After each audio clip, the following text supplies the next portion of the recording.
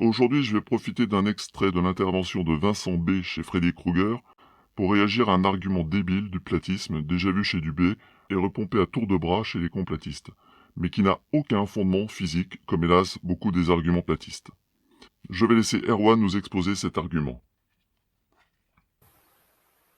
Alors la propulsion dans le vide serait éventuellement possible en apportant carburant et comburant, mais sur quoi ça pousse? La combustion dans le vide, c'est une chose, mais la poussée dans le vide, c'en est une autre. Qu'en est-il de la troisième loi de Newton dans le vide? Un objet pour qu'il se déplace, eh bien, il faut qu'il se déplace sur un élément, sur l'eau, sur l'air, enfin bon, bref, voilà, je vois très bien ce que tu veux dire. Il y a Moi, je parlais l'expérience. juste. Alors effectivement, par rapport à la propulsion, vous prenez une petite voiture hein, de vos enfants, n'importe quoi, un truc qui roule, une petite voiture, une majorette, tout ce que vous voulez, hein, de n'importe quelle marque, une petite voiture en modèle réduit qui a quatre roues, vous gonflez un ballon de baudruche fixé à la voiture, et quand vous relâchez, alors vous mettez le ballon de baudruche de façon à ce que le bouchon, hein, le bouchon dans lequel, enfin le bouchon façon de parler, hein, l'orifice par lequel on souffle soit à l'arrière du véhicule dans votre sens. Et quand vous allez dépincer, hein, quand vous allez relâcher l'air, vous allez voir que cette propulsion simplement d'air dans l'air bah, provoque l'avancée de la voiture. Par contre, il y a une expérience, dans le vide, ça pousse sur rien. Et puis, si vous faites le vide par exemple, un aspirateur, hein, puisque dans le vide, il est censé avoir ce qu'on appelle un point d'effondrement du vide. Le vide, il est censé tout aspirer. Par exemple, comment ça fonctionne pour notre atmosphère gazeuse en contact du vide spatial. Il y a forcément une barrière solide. J'insiste sur le mot solide. Il y a forcément une barrière solide entre notre atmosphère gazeuse et le soi-disant vide intersidéral. Mais moi, quand je pense à l'espace, je pense intersidérant d'incohérence et de paradoxe. Mais bon, on va y revenir tout au long de la soirée, je pense. Il est trop fort ce Erwan. Avec des arguments comme cela, il va bientôt me convaincre qu'il y a bel et bien une barrière solide entre notre atmosphère et le vide intersidérant. Sa boîte crânienne. Alors j'admets que je suis encore méchant. Bouh, c'est pas bien. Mais bon, s'il réfléchissait un peu avant de dire des bêtises, on n'en arriverait pas là. En ce qui concerne le point d'effondrement du vide, il est bien gentil, mais il faudrait qu'il définisse un peu cette notion pour le moins révolutionnaire. Parce que de mon côté, quand j'ai tapé point d'effondrement du vide dans la barre de recherche de Google, le moteur de recherche m'a renvoyé sur World of Warcraft, mondialement connu dans le domaine de la physique bien entendu. Alors je répète car j'ai déjà abordé le sujet dans cette vidéo, il n'y a pas besoin de barrière physique entre l'atmosphère et le vide de l'espace. La gravité fait le job. Non, je ne veux pas t'entendre, toi le plateux qui va encore nous montrer toute l'étendue de ton incompétence. La gravité existe, et contrairement à ce que prétendent les John Doe, Dubé et autres idiots du net, elle a parfaitement été démontrée et mesurée. Je vous renvoie à cette vidéo.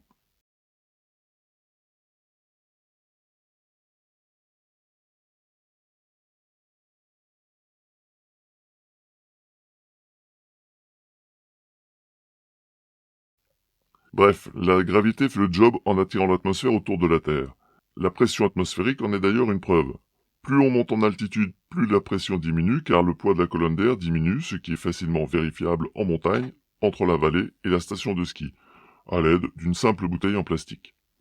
Maintenant qu'un platiste essaye de nous expliquer la pression atmosphérique avec la densité, qu'on rigole un peu. Bref, arrivé à la limite de Kármán, nous sommes dans l'espace. Mais pas encore dans le vide. La pression atmosphérique y est insignifiante, mais nous sommes toujours baignés dans l'atmosphère terrestre. L'ISS, oui, elle existe, et oui, on peut l'observer depuis le sol, se trouve à 400 km d'altitude, soit 4 fois plus haut que la limite de Kármán. Et pourtant, elle est toujours freinée par l'atmosphère résiduelle, et elle doit régulièrement être accélérée par les vaisseaux cargo qui viennent l'approvisionner afin de rehausser son orbite. Bref, aucune barrière solide entre l'atmosphère et le vide de l'espace, juste une raréfaction progressive de l'atmosphère. Et le vide qui devrait tout aspirer?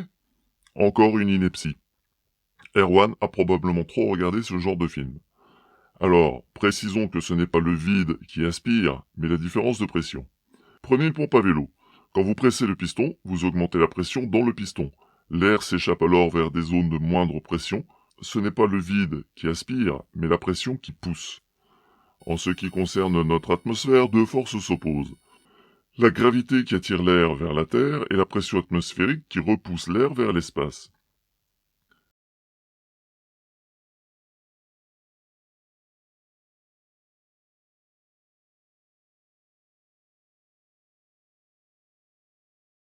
Donc, quand vous relâchez, quand vous dépensez le ballon, quand vous relâchez l'air voilà, dans l'air normal, vous allez avoir le véhicule, cette petite majorette qui va avancer.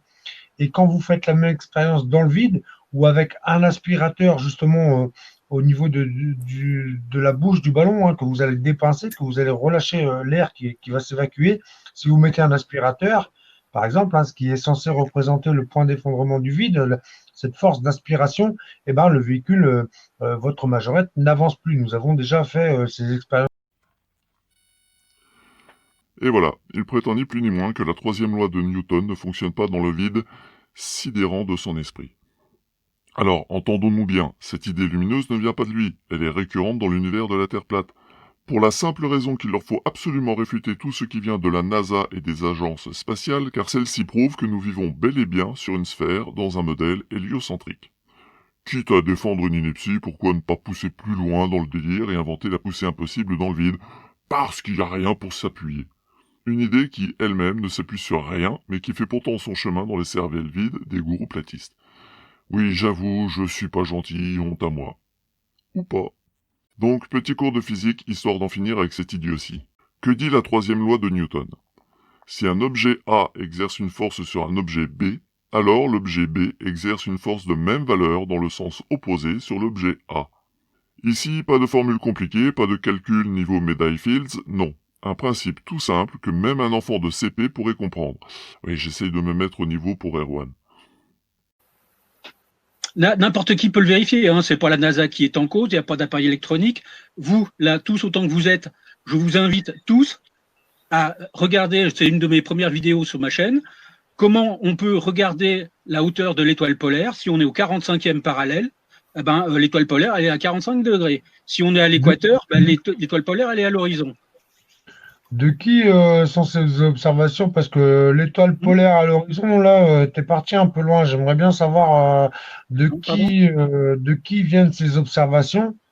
Et peux-tu nous les présenter, Vincent, vraiment, s'il te plaît, si tu as compris ce que tu veux nous expliquer, comme à des enfants de 7 ans, compréhensible et intelligible par tous, s'il te plaît, simplement, sans gros mots, machin, de la science ou quoi, des trucs qui renverraient qui pousseraient nos amis à ouvrir le dictionnaire. Si je pousse sur un mur, le mur me pousse en retour dans le sens opposé avec la même force. Bah oui, s'il ne me repoussait pas, je m'enfoncerais dedans. Et s'il me repoussait avec plus de force que je n'en exerce sur lui, je serais projeté en arrière. Ici, rien de tout ça, nous avons un système en équilibre. Pour que ce système soit en équilibre malgré la force que j'applique sur ce mur, il faut bien que le mur exerce une force opposée à la mienne de même intensité. Bien. Maintenant, je décide de pousser plus fort. Disons que j'exerce une poussée supplémentaire de 20 kg par mètre par seconde, qui permet de déplacer une masse de 20 kg de 1 mètre en une seconde. Que va-t-il se passer? La résistance des fondations du mur étant supérieure à mon propre ancrage dans le sol, la masse du mur étant supérieure à la mienne, je vais reculer. Pourtant, j'exerce une force vers l'avant, mais je recule. J'ai poussé plus fort, le mur m'a repoussé avec la même force. Tout le monde est encore bien accroché? Oui? Tant mieux, on va pouvoir continuer. Cette fois-ci, je suis dans le vide spatial, hors de toute contrainte physique. Je suis accroché à ce cube et un ressort est maintenu sous pression entre le cube et moi. Le système est à l'équilibre, il ne se passe rien. Libérons maintenant le ressort. Que va-t-il se passer? Le ressort va pousser le cube avec la même force qu'il ne me pousse, et nous allons partir chacun de notre côté avec exactement la même force d'impulsion. Même situation, mais cette fois-ci, ce n'est plus le ressort, c'est moi qui, à la prodigieuse force de mes bras, pousse le cube.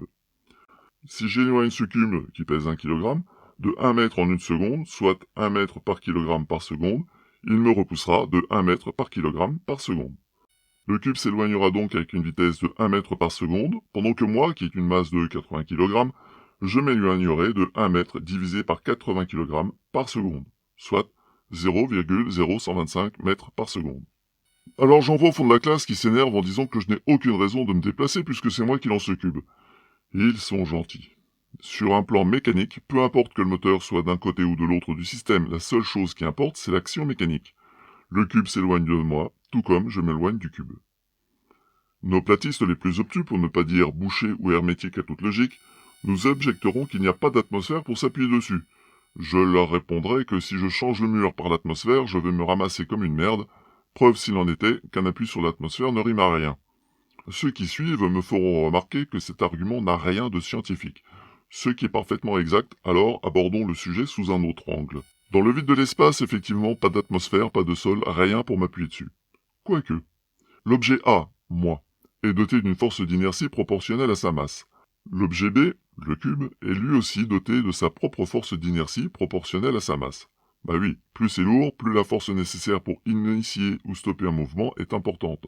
Bien, maintenant pour comprendre la force d'inertie, j'avais bien une expérience à vous proposer avec un platiste et divers objets.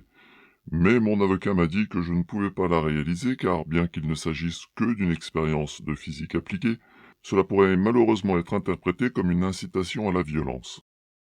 De son côté, un neurochirurgien m'a confié que bien que l'expérience puisse être pertinente, elle n'améliorerait probablement pas les capacités de compréhension du cobaye platiste. Alors, abordons ça autrement.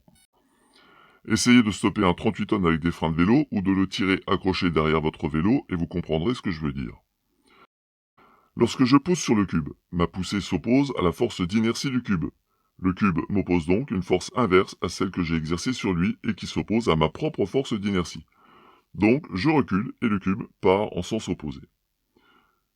Bref, rien n'interdit la poussée dans le vide, si ce n'est le vide qui pousse dans l'esprit des platistes. Allez, c'est tout pour aujourd'hui et il y a de fortes chances que ce soit tout pour cet été.